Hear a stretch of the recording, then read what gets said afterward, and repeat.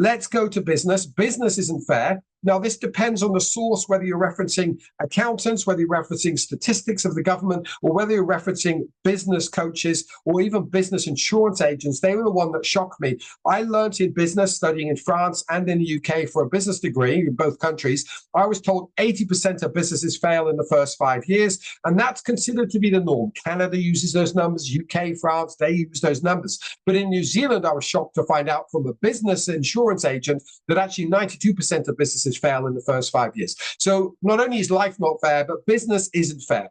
And that's why we've got to get serious about it. This is not the sort of thing that we can take lackadaisically. It's not the sort of thing that we can just say, you know what, we'll just wing it, we'll just see how we go. The fact that only 1 in 12 or only 1 in 5 survive 5 years, and again, after 5 years, we've typically learned so much through the pain of business that we have the ability and the resilience to keep going far more. But it's not guaranteed that we'll survive once we make it to year 5. Business is tough. When we go through economic cycles that are tough, we need to realize we've got to elevate our thoughts towards being excellent. The language we use in a sales mastery company is mastery. The language for today's masterclass is master.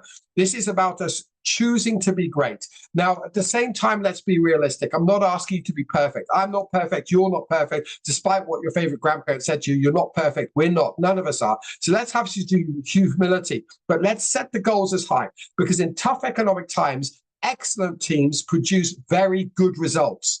Very good people produce good results, and good people in tougher economic times produce below average results. This is not a time to be good. This is a time to be excellent or very good as our baseline. As consistency goes, it is so hard in sport, work, music, or anything else out there. Consistency is striving to be the best you can be week in, week out, predictably. Now, that's the issue. Last line on this. A high-performing sales team should be predictable in the results they produce. Now, depending on your business development lag, or likewise your account management lag, obviously for some businesses, you produce results after 6 days of activity, sometimes 6 weeks, sometimes 6 months. I was the acting sales and marketing director for a Western Canadian business for a while, about 18 months going through the pandemic, and they had a 3-year lag. So whatever your lag is, obviously put the effort in now, then it's predictable later on, depending on your natural lag. But unfortunately, winning teams lose often. You know, if you look at the UK, I'm not a massive fan of football. I prefer rugby and other sports, but I look at that and go, okay, so the British really got hold of the idea of football and making it semi-professional as soon as they possibly could.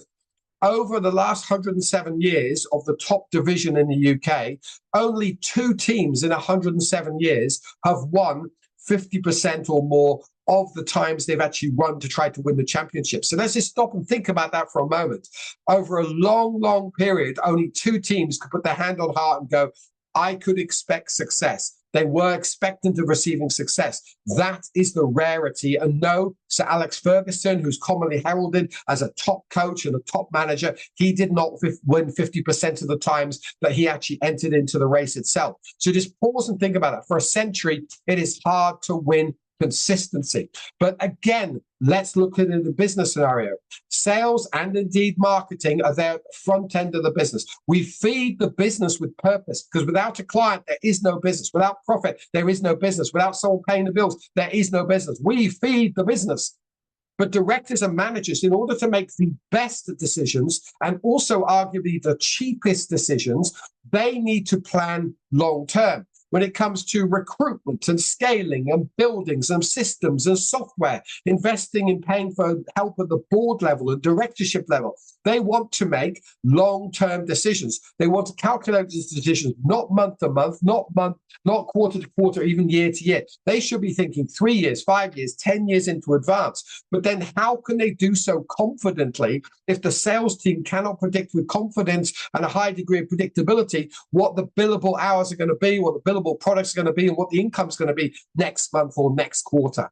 So therein lies the battleground. It's sales that creates a business, but sales isn't able to predict long-term into the future. So pause and think about that. Don't beat yourself up about it, but maybe today is a time to wake up. Maybe today is a time for us to take more of a lead on this, and maybe we need to take more responsibility as sales leaders and salespeople and business owners to make the sales team more predictable and consistent in order that we can have the confidence to provide the information for directors.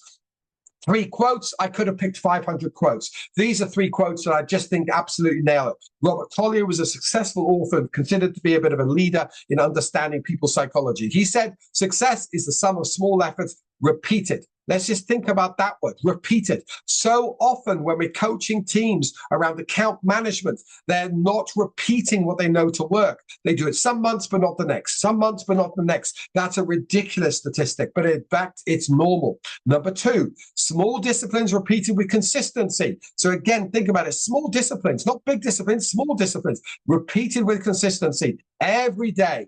Now, obviously, I don't expect salespeople to work the weekends, although if they're part of a trade show or traveling to get to a sales territory, they might have to travel at weekends or attend a trade show. But more often than not, we're talking about repeated every day during work hours, lead to great achievements gained slowly over time. Success in business is boring.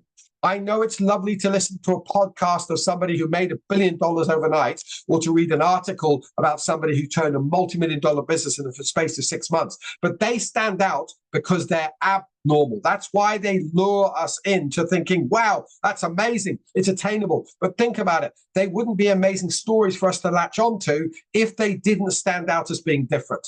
Sales success and marketing success is about building week in, week out, month in, month out, year in, year out. Therefore, consistency is king. John Maxwell is considered to be one of the best business thought leaders in the world today. And that's what he's saying about it. And Aristotle, who was a relatively wise man many millennia ago, 2.5 millennia ago, said, think about that, we are literally our business and ourselves. We are what we consistently do. And despite the fact that I imagine in those days they didn't talk about business excellence, he said excellence then is not an act, but it's a habit. So the question that you've got to ask yourself is, as a manager, as a leader, or as a salesperson, what are the habits that you adhere to week in, week out, good and bad habits, because you are the product of those habits.